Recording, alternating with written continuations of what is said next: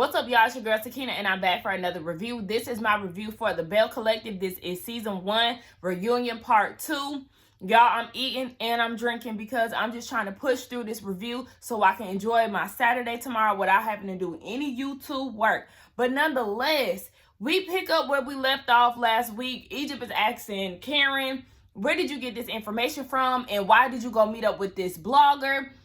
Karen said that she went to gather information. I said, gather information for what? Like, what is your aim here? Like, your beef with Marie is not that deep. What Marie did was simply break up this woe is me, I'm the white girl, here's my tears situation down at Tisha's event. So I don't understand where your angle is coming from when it comes down to her. Oh, but then again, we got to remember, she's doing this for her loyalty, to prove her loyalty to Antoinette and to Latrice. They all setting this shit up to go against Marie. But nonetheless, she said she went there to gather information. And this is where Latrice goes and calls Tisha like, hey, Karen is meeting up with this blogger. And the rumor, or I guess the blogger told Kaylon or whatever, that Glenn had a baby on Tisha. One of the women that he had an affair with got pregnant. Now, they did not confirm whether or not this woman got a DNA test with Glenn. I don't know if we're going to find that out once the husbands come out or what. But yeah, Kaylon said she didn't want that information to get out. She felt like that was wrong. And Egypt was like, okay, so you felt like it was wrong for him to say what he said about Tisha, but not Marie. And then Karen goes and says, well, the reason why she has an issue with Marie is because she's still stealing federal money. And that was all in the blogs. That was one of the things that was already out there and all it is. And I'm just like, okay, well, yeah, like Egypt said, I hope you wouldn't get on TV if you were stealing money from the government. And Marie did ask, she said, well, do you think that I would be in business this long? Honey, sometimes it takes them a while to catch on. So, I don't know. Really, I just feel like this is a whole mess for real. Because, I mean, I ain't never heard none of this stuff in the media. I don't go and look at the drama that's going on outside the show and all of that, because that's too much to be keeping up with. But, like, is this stuff true or not? Because at the end of the day, if not, we can not talk about this.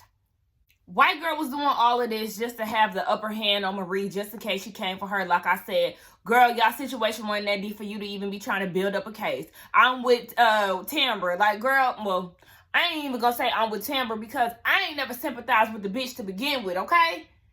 I ain't feel not 1 ounce of bad for Karen because there was nothing to have sympathy over. And see, this is what I'm saying. When it comes down to these white girls and their antics, how did you even sympathize? What did you feel sorry about? Like, dead ass Tambra, how did you have any type of sympathy for her? When, where, and how?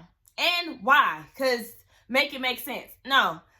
And yeah, Marie, I hope you are telling the truth because, you know, people are definitely going to be digging further into your business, especially after they seen this on TV and the whole allegations of you, you know, allegedly or, you know, possibly taking money from the federales, okay? So I just hope that you get your stuff together. Y'all been drinking a little bit, okay? And then what's up with Antoinette and this? But do you think, Marie, do you really think that I had anything to do with this? Why do you care so much? I thought you wouldn't mess with Marie, so why do you care so much? Like, girl, sit down in your quinceañera dress and be quiet.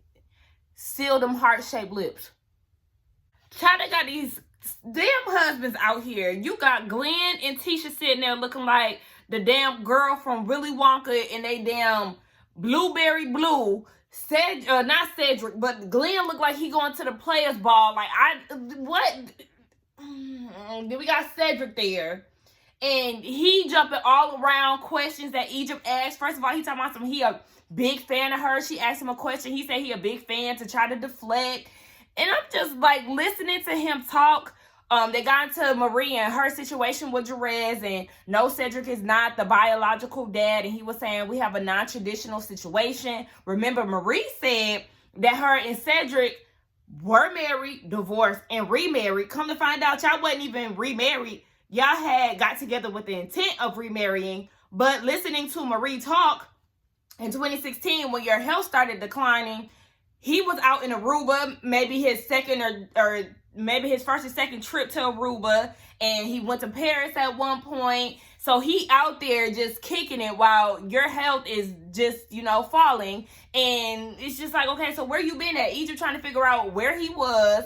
And he talking about some, Marie, you the headliner, so I'm going to let you go ahead and talk. And she was like, nah, go ahead and answer. Egypt want to hear from him. He talking about some, well, first of all, I want to thank God. What are we talking about here? What are we talking about? Can you get to the answer, yes or no? That's how you know he full of shit. And I don't even understand why you was claiming to marry this man, and you know that you ain't doing so well as far as health, and you decide to get back with him. Why? For what? There's nothing, especially for what he's saying now, there is nothing of a redeeming quality that I'm getting from this man. Girl, Marie, the fuck? Cedric is full of shit. He finally said his speech and how he so proud of her tenacity and all of this other stuff that's neither here nor there as far as what Egypt is asking. He finally give his speech. She asked him again, okay, so where were you when she was diagnosed with lupus? The drink is getting to me. He gonna say, I was there with you. Okay, you was there. Very vague, okay? Mind you, he went to Paris with a man. And we already think something about him. So, what you and Dr. Chris was doing down in Paris? Oui. Anyway. So then, Egypt goes and lies and says, inquiring minds wants to know if y'all still together. No, we don't. We don't care. I was about to call her Essie, but we're going to talk about her in a minute. Marie is seeing somebody else, and Egypt was like, well, it seems like y'all got a lot of love. Stop saying that. You see him running game on this lady. He can't even give your ass a serious answer or a straight-up answer, and you trying to act like you an advocate for them getting back together, or you would like to see them back together. See, this is why I can't stand people like, girl, Egypt, stop. Essie came out in her jumpsuit / blazer outfit. I ain't like that. It wasn't complimenting her top. She's a top heavy woman, and it was just a no for me. Cedric is in his feelings, so the moment he heard that she was coming out, he wanted to go sit over there with Latrice and Cliff because he ain't want no parts of her. But Egypt was asking Cedric about how he feels about their relationship, and he was like, well, they were already in a marriage before me and Marie, basically saying that they had a strong bond with business and all of that. Now, one would think that he was trying to hint that, there's some lesbonics going on or something like that. And, people already think that when it comes down to these two. Essie even, not Essie, but Egypt asks, okay, well, this connection, y'all talking about y'all soulmates. This is kind of hard or a different thing to hear when it comes down to women. Why is that? Like I said, me and my best friend, we soulmates. I don't understand why it's so hard for people to hear that coming from women. And baby, ain't nothing a lesbian like when it come down to me and my best friend. But Essie was like, yeah, we have a deep connection. That's my sister. No, I ain't got no crush on her. I have a husband. And I think what Essie, and I know some of y'all probably gonna be like, oh my gosh, you're in denial. You're naive. I think it's just that, when you have a bond with somebody and you see that they're not being treated the way that they should be treated, you get on the defense. I don't know, I'm sure a lot of y'all best friends, y'all did with that ain't shit nigga. Your friend is 9 times out of 10 not promoting you to get back with him. They don't like him. They don't like the sound of him. They don't like the thought of him because they don't like him. I don't even know you, but I hate you. See, all I know is that my girlfriend used to date you, okay? Don't get me doing Love is Blind even here, okay? But the husband seemed to, side with Cedric. You got to put your husband first or you ain't going to have a marriage, yada, yada, yada, honey. They weren't going to have a marriage anyway because look at Cedric ass. Look at how he going about stuff, sitting there sounding and looking like a damn deacon. And then they asked about his sexuality. He said, nah, I don't like men. I like women. He's delivered, so on and so forth. But okay. I'm going to give it to Cedric, though. I think he might have took a sip of my Henny in his cup. Because, baby, I think he kind of drunk. He is a little funny. Because they got into the conversation, Letitia and Glenn. And Egypt asked about the whole... Oh, not the lights just went out on me. Y'all, let me pay my electric bill. Hold on. My ring light just cut off on me out of nowhere, y'all. But anyway, yeah, they start talking about Tisha and Glenn and this alleged baby. He never confirmed or denied either that, or I tuned out because I didn't hear straight yes or no. There's, no truth to this situation or whatever. I know they said something about, having a friendship. Tisha went to prom with him and all of that, and she'll go crazy if she lost his friendship. Can y'all get down to the yes or no? What's up with this baby? They start talking about the contract. Baby, that contract was for TV, okay? Both of their contracts was for TV. Anyway, so yeah, they was asking all of that. They doing the re-proposal, remarriage thing, yams on the menu, and that's that. And we get on to Mississippi's J&B. Anyway, Cliff and Latrice. And they started talking about their love story or whatever. They met at a bar. She was always attracted to older guys. She mentioned that in Scotty's interview. So, yeah, she went for him. Baby, Cliff has 5 children. He has 4 sons and he's been married before. So, yeah, 4 sons with his ex-wife. And Cliff is old enough to be my daddy, okay? He got a son that's 28. Some other ones is in their 20s too. Egypt asked, okay, so is one of his kids close in age to you? She said, yeah, I'm going to assume that that's a 28-year-old because I know Scotty went to high school with her and he's in his early 30s. So that's probably who she was talking about. But nonetheless, he got 5 kids because their 16-year-old daughter stayed with them too. And she wanted Cliffarella for herself. And I was just like, damn. One thing I would not do, I wouldn't do it. I couldn't deal with a man with all them kids. And then knowing on top of that, I want kids myself. Hell no. It's just too much going on. And then I don't want my kid to have no old-ass parent. No, I don't like that. I mean, do y'all thing. Thanks for telling us y'all love story or whatever. She's talking about some, yeah.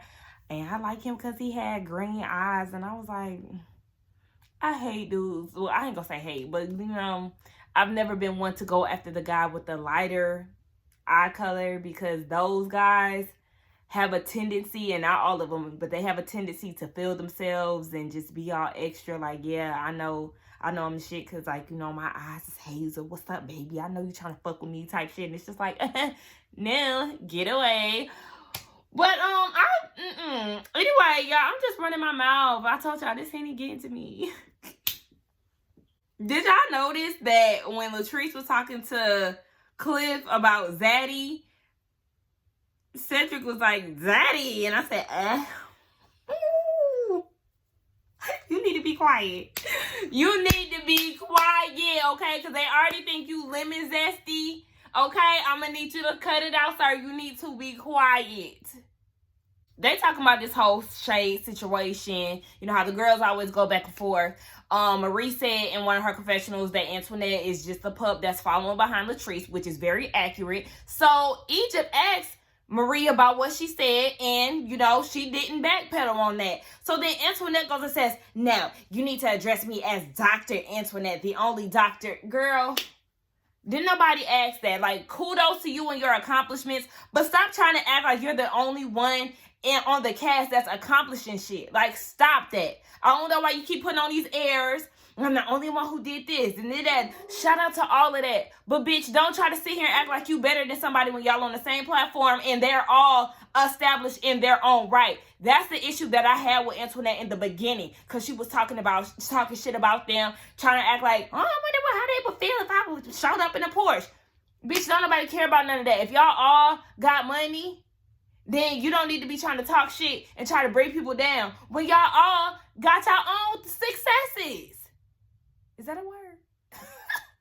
I wouldn't worry not one bit about whether or not I was invited to this little sage party that Antoinette threw. So Tisha started talking about her brunch and how Latrice and Antoinette came on some shady shit. And before she can get her stuff out, Latrice, tried to interject and Tisha was like, hold on, wait now. Because when you was with your husband, you all calm, cool, collected. But then when you get paired up with Antoinette, you want to be the mean girl. Because mind you, I totally even forgot about them. But Tambra and Antoinette was gone when the husbands came out. They wasn't even on the couch no more. And I forgot all about that.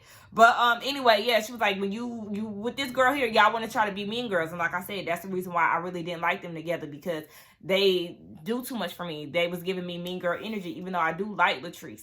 But oh yeah, that was another thing that was mentioned too. Like Marie was saying, Antoinette, you talking about something, I never threw any type of malicious shade towards Marie and all of that. But I'm with Marie. Bitch, you definitely had something to do with your Cameron friend and that little collaboration she had with the blog. You can't tell me that your hands ain't in the mix of that. But whatever, Antoinette. So yeah, they start talking about all of that. And then Latrice goes, not Latrice, but Tisha goes and says that Antoinette, her issue with her is the fact that she tried to flirt with Glenn and she tried to flirt with somebody else. I think Cliff is who she said. But I was like, Antoinette trying to flirt with Glenn? Now, hold on, wait. I don't like Antoinette. She is my least favorite person on this show. However, we know she don't like men that look like Glenn. She just got into this black world. She just got into it. You can't tell me otherwise. She like white men. She has white friends. She's probably been that token her whole life. She got on this show and she wanted to really try to tap into her black side and be, pro-black all the way. I don't think she did that because that dude that she was messing with from Ghana, guinea pig. Okay, she was experimenting, seeing how she could get if she decided to get down with Brown. But I don't think she's trying to get with him now. Cliff, I could see Cliff before Glenn, but really I could see neither one. So the sipping seed down at Mint, the night was wrapping up. Tisha in the car. She see Glenn talking to old girl Antoinette, and she's holding his hand, giving him some Hennessy. They get in the car, and Tisha's like, "What's that about?" Glenn said he don't know, but it was kind of weird. So they end up, I forgot what happened. I think she said she talked to somebody about it. I forgot who she said she talked to, but whatever. Basically, she just felt like Antoinette had, got out of line when it came down to her husband holding his hand and all of that. Antoinette did break it down and was like, I don't drink Hennessy, so I was giving it to everybody. He was also helping clean up and move some stuff around with Ghana Bay. So, that's what it was. And it does sound, pretty truthful. But Tisha still feels some type of way about it. When it came down to Cliff and Latrice telling her story about it, she said that when he started drinking, some of his words get misconstrued. So I don't know what he said to Antoinette, but apparently it was inappropriate because they got Antoinette on the line and they had to sort some shit out. And it's just like, what? That right there was kind of like, what the fuck is going on? Like, huh? And Cliff, what did you say? What did you say? And Antoinette, what did you do to where Tisha feel like you was flirting with both of the husbands? See, this Tisha got real attitude, okay? She was real serious. She was real upset. And then she looked at Latrice and was like, when we on the phone and we bonding, we really be bonding. But then you get with her and it's a whole nother story. Like, I'm gonna need you to be real consistent, honey. She don't like that flip-flopping shit, and I don't blame her. But yeah, that was pretty much it. Oh, yeah, they did start talking about what's next for them. But I don't really care about that. I'm just ready to wrap up this damn review. Y'all let me know what y'all thought about it. Let's get down in the comments. Ready to Love is going to come back April 2nd. Y'all already know that is my favorite show to review. That's the show that put me on the map, y'all. So I'm really excited to get back into that. Y'all know we love to cut up about that show. But anyway, look forward to that review. I don't know if April 2nd is next week or the week after that. But nonetheless, don't forget to like, comment, and subscribe to my channel. And I will see y'all in the next one. Bye.